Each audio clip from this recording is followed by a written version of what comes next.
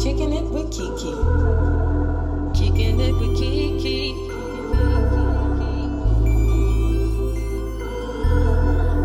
Kicking it with KeKe. Full of personality. Switching up the storyline on God, we making history. Writing books, changing lives, one day at a time. Put your problems to the side. Enjoy yourself. Free your mind. Kicking it with KeKe.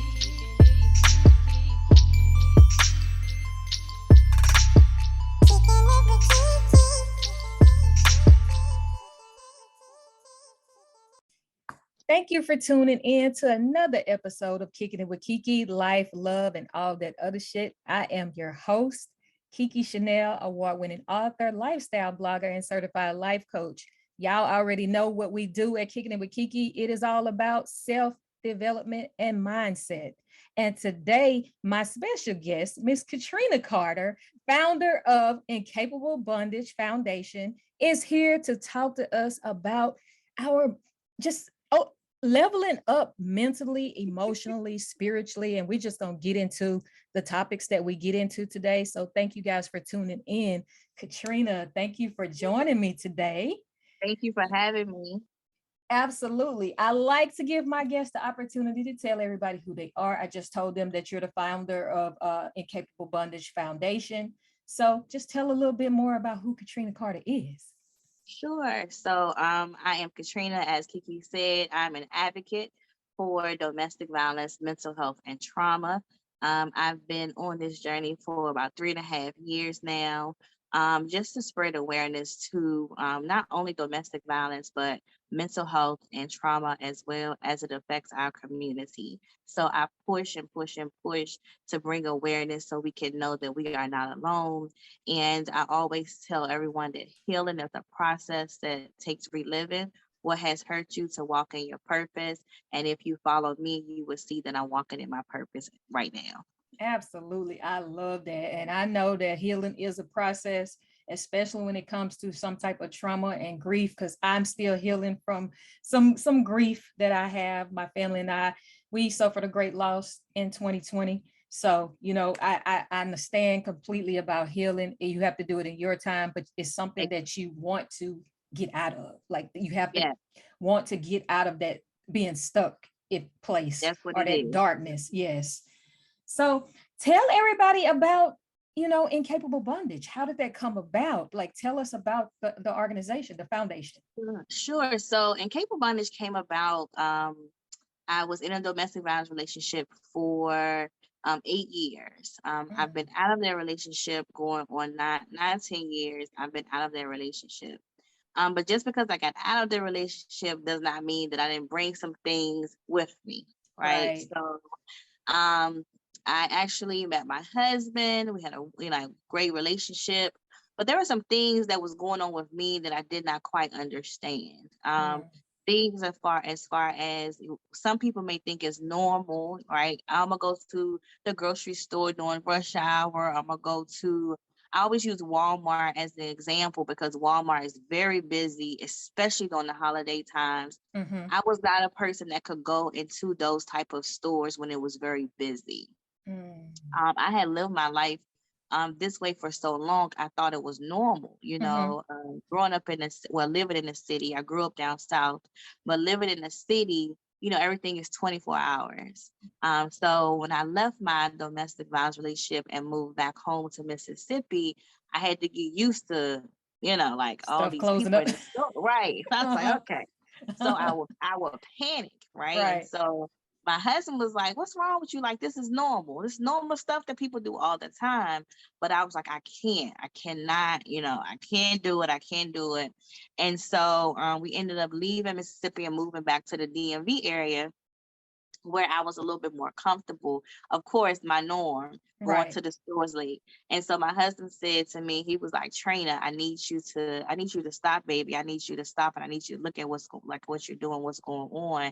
And I need you to talk to me. He was like, why do you like going to the grocery stores like at midnight? That's dangerous. And I'm like, oh, I've been doing this. Don't worry about it. I've been doing it. Right.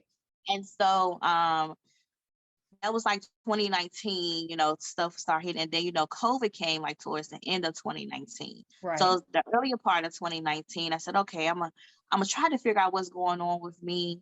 But I know I've been through domestic violence. I'm gonna start hosting events, having my own events. So I did my first one in 2019. COVID hit. Yes. So COVID hit. When COVID hit, um, that's when I realized a lot of things about myself. I really don't like to talk a lot. I really don't like to be around people a lot. And I had to learn what my triggers were. And so, Incapable Bondage came along through all of that because I said I need to heal. Right. And during my healing process, I wanted to tell my story, but I wanted to bring people along with me so we could heal together. So I didn't want to do it by myself because I know that I was in a dark place at one point. I was having suicidal ideations at one point. So I didn't want to, you know, do it by myself. I said, let me bring some people along with me on my healing journey and see how it goes. Right. And that's how Incapable Bondage came along. And I've actually been pushing it with having events and things like that.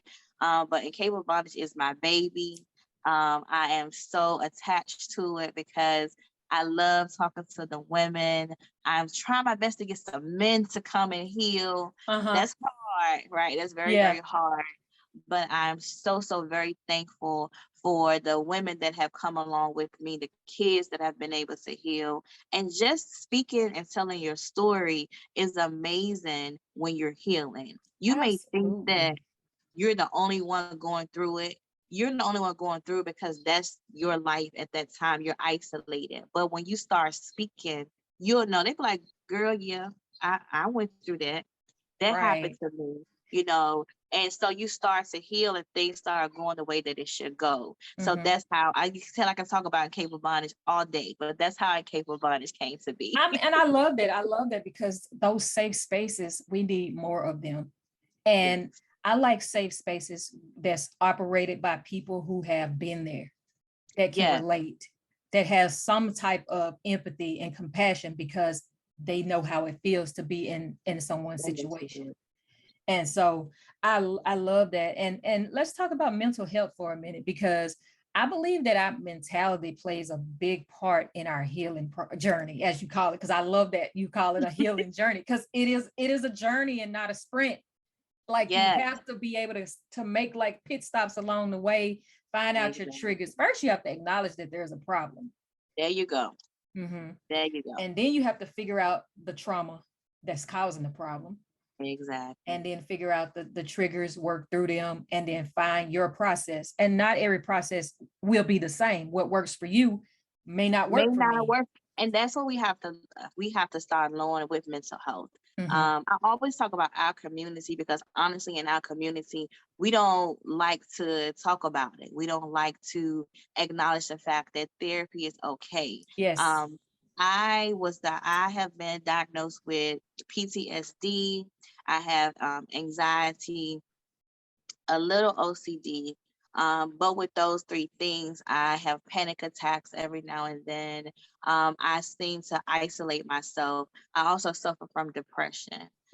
So with those things, there are a lot of things that comes behind mental health. People don't understand, like when you're out and about and doing certain things, when you've been diagnosed with mental health, you can have an overwhelming sense of, I've been peopling for too long. You know, I've been peopling, you know, I can't keep, you know, I done saw y'all, you know, for 8 hours today at work. You know, I've been peopling for too long. And so people don't understand that's draining. You know, being around a lot of people is draining for some of us that suffer from mental health. Being able to help people to understand that my triggers and what my triggers are, but having them to understand I can't be around someone that's arguing. That's a trigger for me. Yeah. I can't be around someone that if they may raise their voice to a certain level. That's a trigger for me. And I'll talk about my husband because my husband had to learn how to actually love me and deal with me and my kids as well, because my children also have mental health illnesses. So he don't walked into, you know, a different type of scene. You know, right. So he had to learn how to deal with those things, you know, and how to be able to talk to us.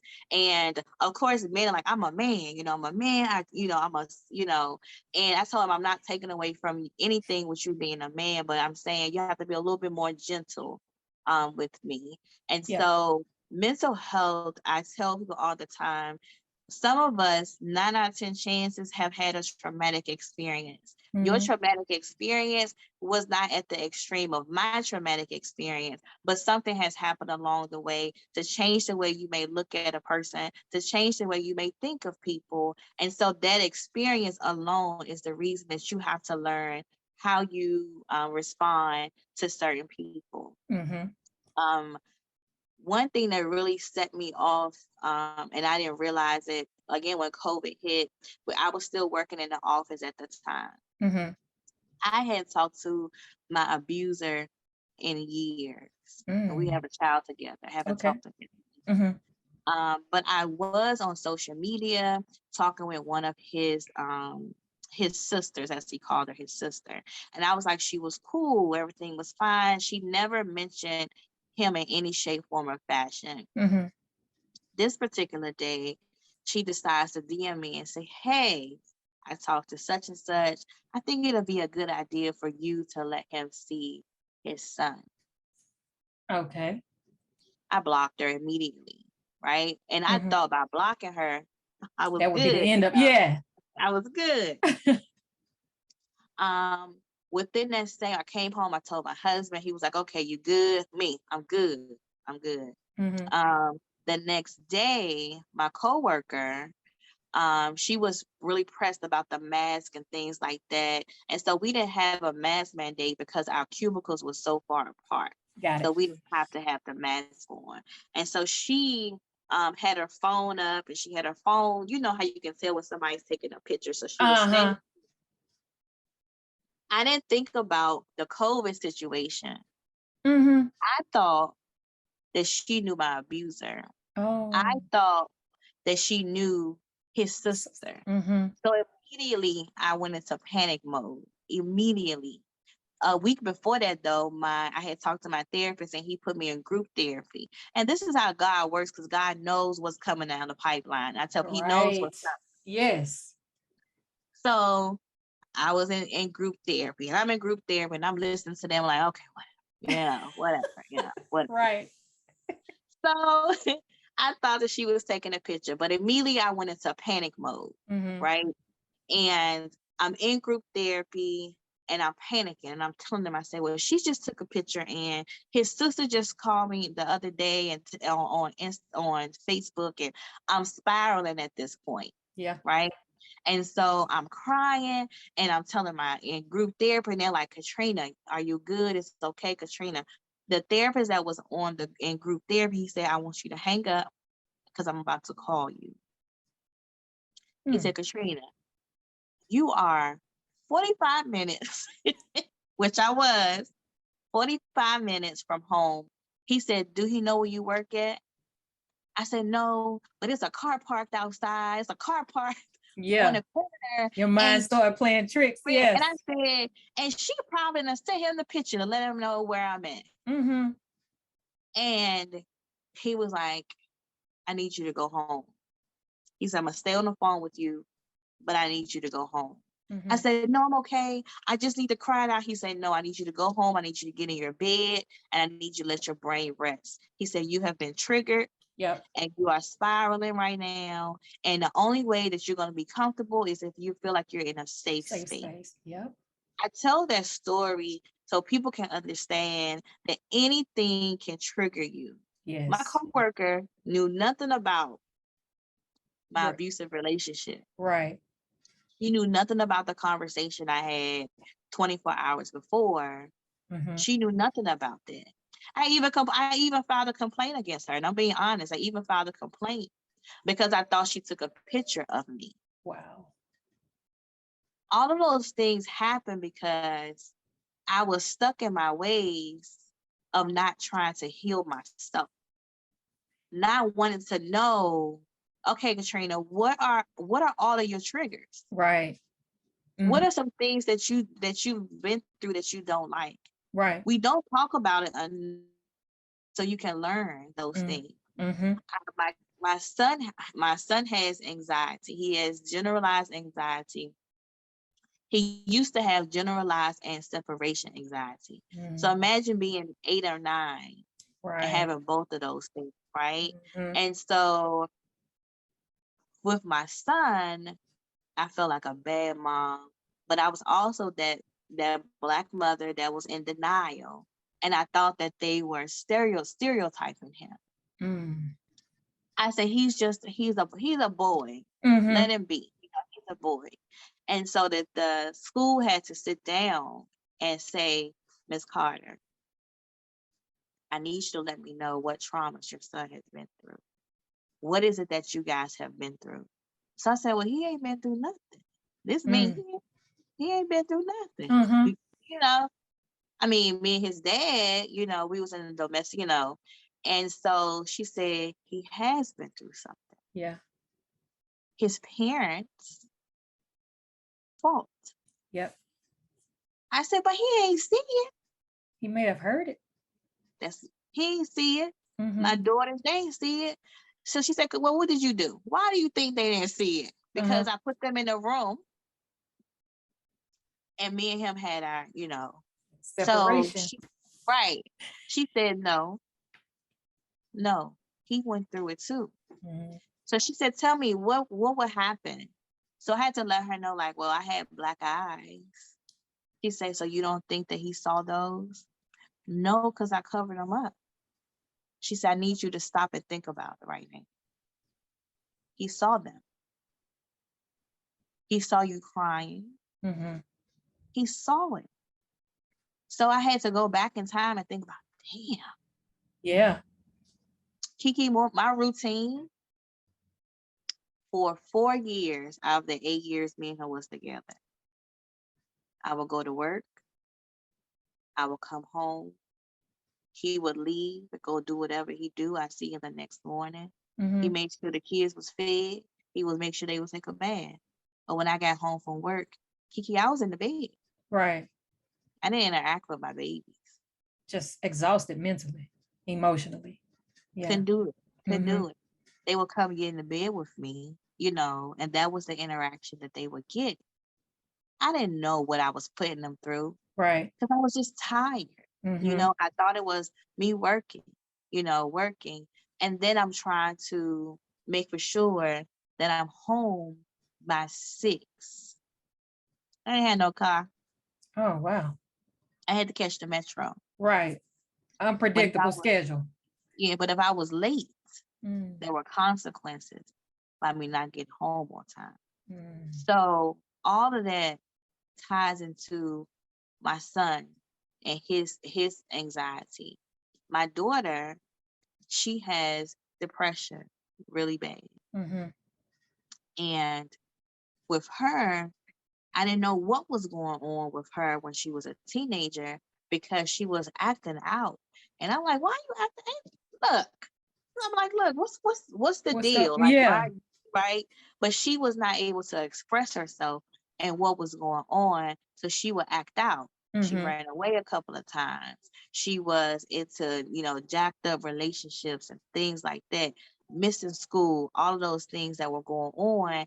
And I didn't know. Wow. I didn't know what was going on. She was actually diagnosed with depression at 17. Ended up having postpartum depression after she just had my grandbaby. My grandbaby is 10 months. And postpartum depression she's better now, but it was kicking her butt. But I'm telling all of my business because no, you're just sharing. Some listeners are being helped right now by you opening up and being transparent. Because when you think that your kids don't see it, they do. Don't hear it, don't know that you're hurting, they do. Yep. My abuser, I had a baby with my abuser. And I would tell people he's a great father. He just wasn't great in a relationship. Right. But then I had to go back and say, no, he wasn't a great father. because he wouldn't have done those things for our kids to see. Right. So that's why if anybody is listening and you're currently in the situation that I was in, it's best for you just to leave. Find a way to leave. Don't tell them that you're leaving. I'm gonna say that Yes. first. But get out of that situation and start your healing process. Yes, because staying causes more damage than good. Yeah.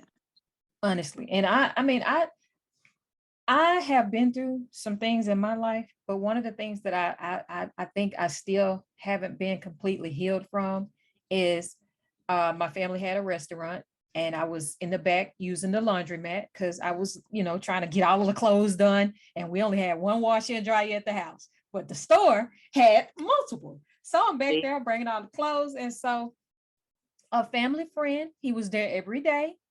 He was nice, laughed, talked, everybody liked him or whatever. And I was standing with my back against like folding clothes or whatever. And to this day, I hate people standing behind me. See? Yeah. I hate people standing because all I can remember is feeling his breath, his hot ass breath on my neck. And when I turned around to look, he was like, give me a kiss. And he almost kissed me in the mouth. And I had to duck and dodge. Like, first of all, with your you married, I know your family, your friends, what are you doing? So, and then how if somebody's standing behind your back, they put their hands on each side of you so you really can't move around. No, baby, I shook and baked him. I shaked and baked him. Like, you are not about to corner me back in here. And my aunt was in the front working. My parents were off doing some things for the store or whatever. And I waited till he left. I guess he saw in my face that he had done something that he shouldn't have. Because the way I reacted, I don't know if he was used to other people acting a certain way or giving in to him or whatever. And my aunt, she saw it on my face immediately. When I walked through the door, she said, what is wrong with you? I said, nothing. She said, oh no, you're going to tell me what happened. And I'm glad she was persistent. And I thank God for my family because not everybody has people that listen and believe you when you're being vulnerable enough to share what happened. Exactly. And my nanny did. She did. And she said some choice words, and she was ran up to the door and she was like, where he at? And I said, well, he left. She said, you didn't was supposed to wait till he leave. You were supposed to come tell me now. But the sad part about it is, when I shared it with my parents, they brushed it off. So I felt like, dang, I shouldn't even told y'all. And we talked about this years later. And when I really poured out my heart to them and told them, because I'm writing a book and I'm telling some stuff in my book about my life that I wanted my family, my parents in particular, to know that I went through. And so when I talked to them about that, my daddy was like, I wish I had known. I wish I would have known. I said, well, when I told my mama, she just kind of like, just don't worry about that. He gone now, whatever. And she kind of brushed it off. So I didn't feel like I needed to tell you because I felt like, she should have done something more. Exactly. I was 14, 15 years old. I wasn't even thinking about that. Oh, like that was so far from my mind. I was worrying about them clothes so I could get through. And so, yeah, them triggers are real. And so, when I got married, I was in another relationship where he wasn't physically abusive, but he was mentally abusive. And so he would grab me by the arm, and my husband do that, would do that sometimes, like playing and joking. And I had to tell him one day, don't grab me like that. Yeah. He took offense to that until I told him why. Yeah. But I let him take offense to it because, first of all, you don't need to be grabbing on no woman. I don't care if I'm your wife or whatever. You don't need to be grabbing like right there, like grabbing up. That's like, that's like not nothing positive. Yeah, like I'm about to do you something. So listen, so those triggers are real. And to this day, I don't like people standing behind me. I don't like people grabbing me a certain way. You cannot speak to me a certain way because I don't like confrontation. I'm not a confrontational person. I don't like to argue. And I just don't. Yeah. I will walk away before I do all of that.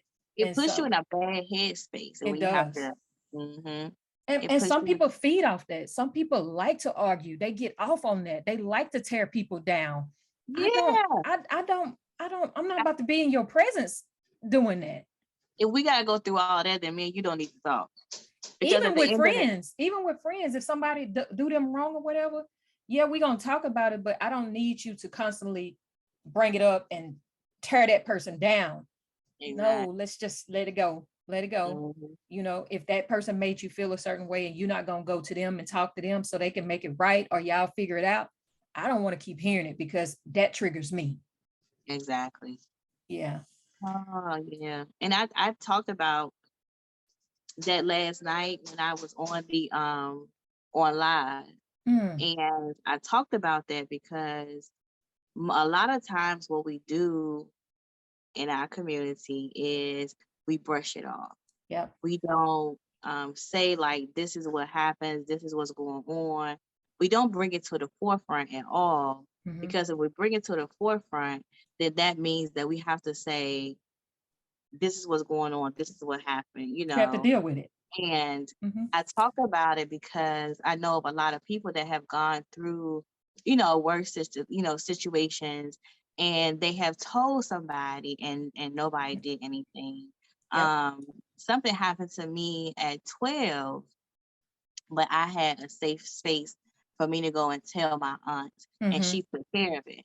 The issue is that we have to stop feeling as though it's an embarrassment to the family, because that's not what it is. Mhm. You have to let the child know that this is for you, this is what we're doing for you, this is how it's going to be, and things like that. So that way people won't take advantage of the children so much. Right. And unfortunately, I don't know how things are in the city. But I do know that down south, there are a lot of things that do happen and go on. And the first thing that the family says is, what goes on in this family. Stays in this family.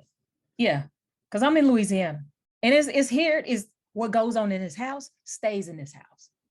And And if I'm you just tell like, anything that happens in this house, then you gonna get it. Like you gonna yeah. get punished for it. And I don't understand that, because sometimes it's all in the house. It's You know what I'm all saying? in the house. And when or the people coming to the house. And, uh-huh, And that's trauma. And mm-hmm. so we hide it, and then when we become adults, we still want Carrying it in. the person that it happened to still say hi to the person who violated them, Mm-hmm. to still smile. But you don't understand, like, seeing somebody that did some things to you, that's that's traumatizing. Those are triggers. And you don't know the amount of stress. That's where SNAP comes from. That's where Mm-hmm. that comes from. Exactly that and a lot more other stuff like for real. People be And it's so amazing that you say that because I know so many people that still have to look their abusers in the face yeah, and act like it was okay. that's Or not if they don't act like it's okay, they feel like the family is going to be upset with them, or he or she is going to ruin family vacations, family dinners, family holidays, family reunions, or whatever. Not realizing that you're not talking about that is creating a cycle where you having kids that see you as this closed off person because you're still living in that past in that moment and you're not trying to heal. That's gonna hinder those kids. How about KeKe, when it's you go to a family function and don't you go over there and there's such and such? I'm Yeah. like, why, Mm-hmm. why can't I? Don't go Why? back there in that back room. Mm-hmm. Stay out here Why? where I can see you. Yeah. Mm-hmm. Tell me why. Tell the kids why they can't. Mm-hmm. Because as a child, you're gonna still go do it because Because you you're told me curious. not to do it, Uh-huh. right? Uh-huh. But tell me, okay, Katrina, I don't want you around this person because we know that they violated such and such. Right. We don't want you to go back there in that back room because we know somebody can come back there and do something to you. People Mm-hmm. are afraid to be real with their kids these days. Absolutely. I've been real with my kids a long time. Me too. And I'm too real. yeah, I'm too real with mine. and I tell them, and my kids, my daughter and my son is 13, my daughter be 20, she'll be 21 this year. Oh. And I be telling them like, okay, so when you was at school, did anybody? And so my son, he like, Mom, can you please just stop? Just stop. I was like, so you gonna come tell me? I want you to come tell me. Yeah, I have to Another tell them. thing, My son is 13 too, and I have to have them conversations because Becca, they're getting to the age where you used to have to worry about the boys being aggressor. it's the girl. It's the girls. Oh my God. So you What is have like to educate. You have to educate your sons as much as you have to educate your daughters, because yeah, as a Black child growing up, a male child, period, growing up in this world, you have to arm them with so much, especially teaching them how to pray and have a relationship with God with first God. and There you go. foremost. That's right. And then having that discernment to realize that, yeah, you might want to be everybody's friend, but everybody is not your friend. That's your friend. Yeah. You And may yeah, think that you can do what such and such does, but you cannot. you can, It's because sad, but it's true. it's terrible.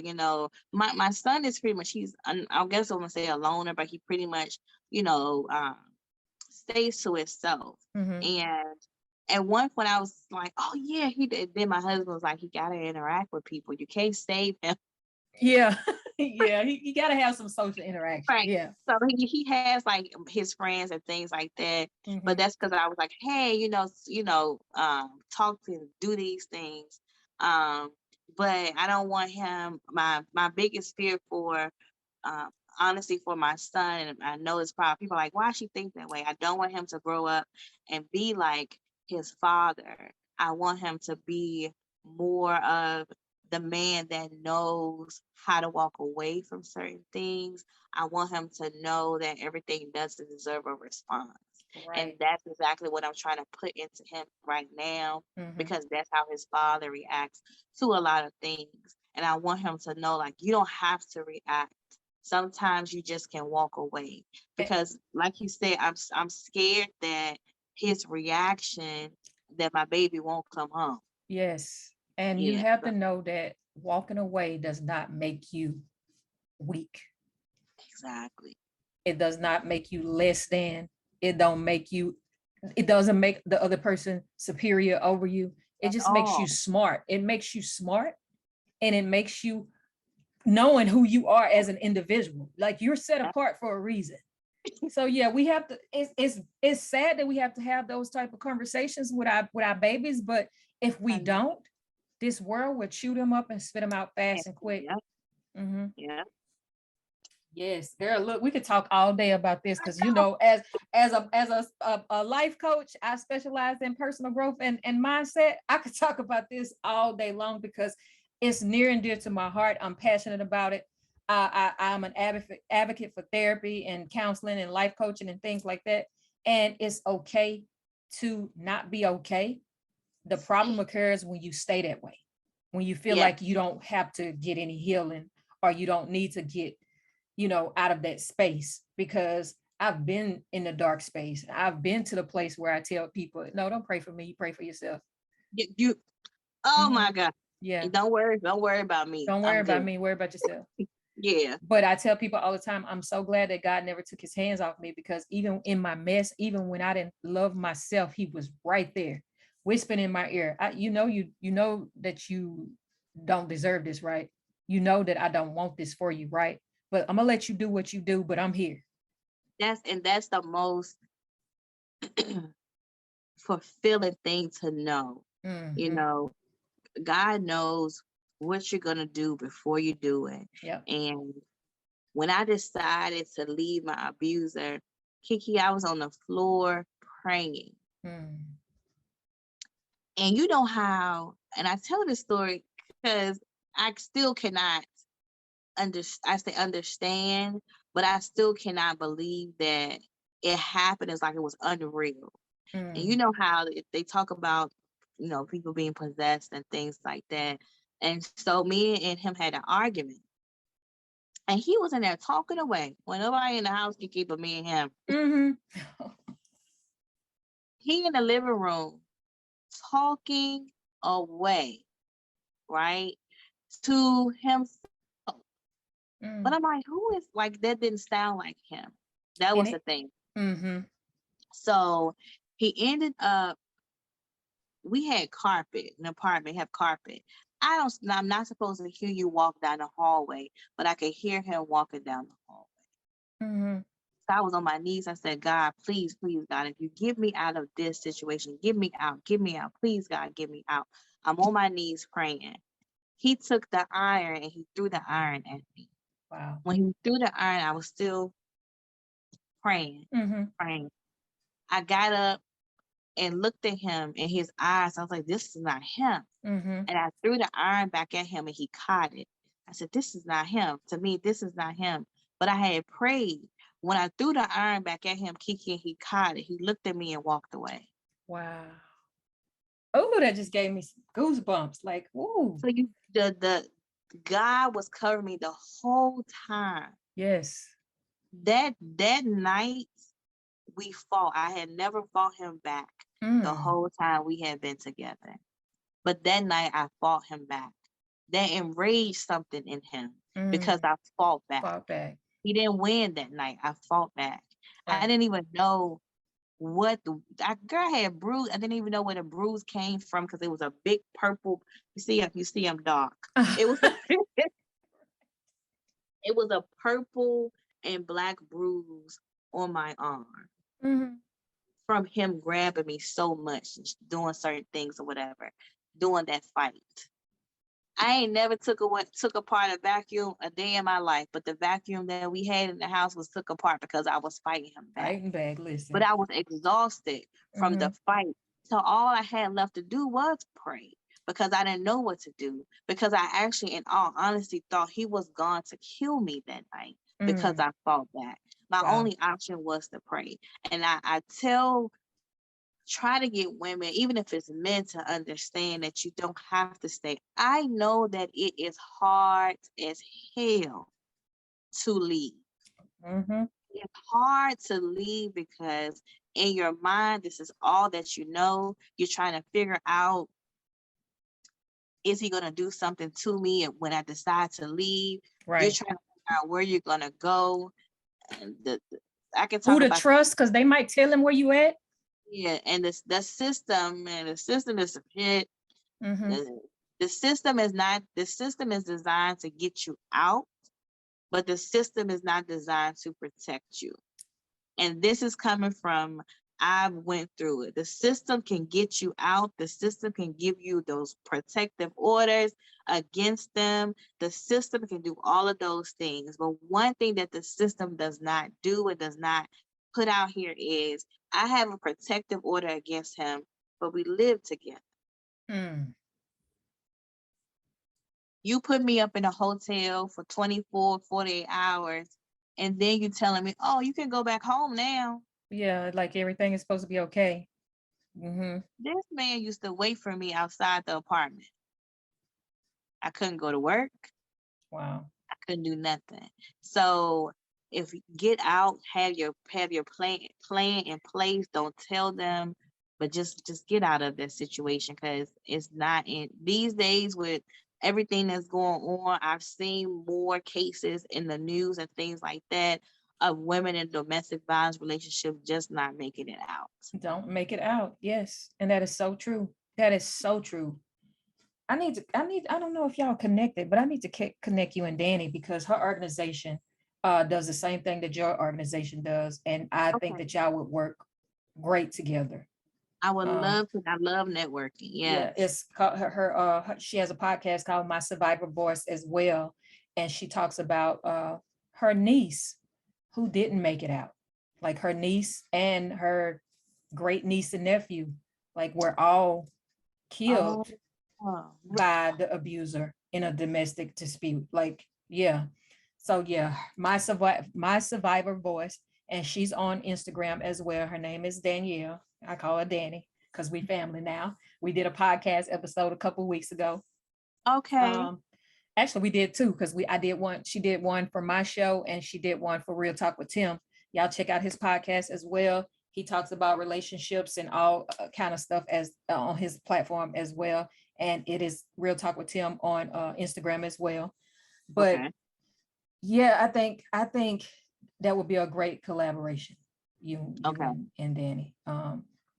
So with that being said, and we done talked about a lot of stuff, girl. We done talked about a lot of stuff. I didn't mean to share what I shared, but I felt comfortable sharing a part of my journey with you Thank because you. all of that is in the book. Like I'm writing a memoir, and it's a Okay. 3-part memoir, but my first one is supposed to come out in October, and it's Okay. called Finding the Sun: My Personal Journey for Self-Love, because I didn't always love myself, so I allowed other people, the wrong people, to love me. And so I share that part about the guy in the back of the store, the family restaurant, in the book. Yeah. Okay. Yes. But tell everybody how they can, support, how they can find, our information, donate and things to your foundation. So, of course, I am on all social media platforms as Incapable Bondage. If you search for me, whether it's on IG, Facebook, I'm on there as Incapable Bondage. Every Monday, I do Mindful Monday lives on Instagram where I talk about real life topics. This past one was about the secrets we keep. So if you have gone through any type of trauma, I make sure I tell people it's a trigger. So just be careful when you go back and if you decide to go back and listen to it. I did not know that because Yeah. I go live every Monday too, but I go live at 8:00 on Instagram. I've been doing that since 2020. And I just have different people come on and we just talk that you I'm gonna have to tune in. Like I'll be getting ready for my show, but I'm gonna come in and at least stay for a couple minutes until to tune in and stuff. So yes, thank you for telling me that. I did not know that. And so on Facebook is also Incapable Bondage, but on Facebook, the group is actually a closed private group. And the reason that I did that is because sometimes people come in and they want to share certain stories and things like that. And so I don't want it to be out in the open to share with the world and things like that. So the group is a closed group. There's not a lot of people in there, and they already know like I post different things every now and then when I do get on live. I started doing that so they can see as well. If you would like to donate, you can always send me an email. It's incapablebondage@gmail.com. And if you send me an email, I can send you all of the information in regards to like my PayPal, Zelle, Cash App. I'm actually getting away from Cash App because I want it to be more so where you can actually take whatever you've donated to my organization and be able to, show that you've donated to the organization. If you know someone that's currently going through a situation, they need to talk to somebody, they can also reach out to me, and I'm going to give you guys a number that they can actually call. It is area code 601-456-0809. So if you are going through a situation or you need to talk and you just need someone to walk you through the next steps of how to get out, you can reach out to me.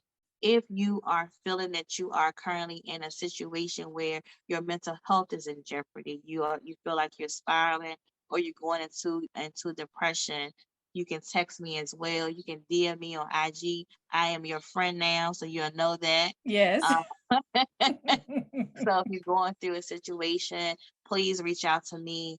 I will walk you through it. I do not share those stories. I do not share that information because it is a safe space. I have had people reach out to me. I will say that I've walked them through, okay, your depression is coming. Here are some things you need to do. And I also let them know it's okay if you're in a certain space for a certain amount of time. But if you're in that space for too long, then I'm going to tell you that you need to get out of that space. I also have a journal, a mindfulness journal. I never talk about it, but I made for sure this time that that I showed you guys the mindfulness journal. Everybody love that. because people say you don't never tell nobody. So this is my mindfulness journal. And basically what this is you have a morning routine and an evening routine When you wake up in the morning, you write your positive affirmation, you write your goals for the day, your intentions for the day, 5 things you're grateful for, and your mindful exercises. Now, when you get home, if you done had a rough day at work, the people that got on your nerve, that you're going to leave that where it's at, whether you've been working from home, whatever. But the mindfulness journey is everything positive. So you're going to write what went well today. So you're not going to talk about the people that pissed you off. What went well What today? went well, yes. 5 things that you are proud of. What made you happy? Because even though all of those things could have happened, something made you happy. And I did those steps. Those are the first 3 steps. The reason I did those first 3 steps is because you don't have any shape, way, form, or fashion to write anything negative about your thoughts about today. I love that. And as I'm certified in mindfulness too and meditation.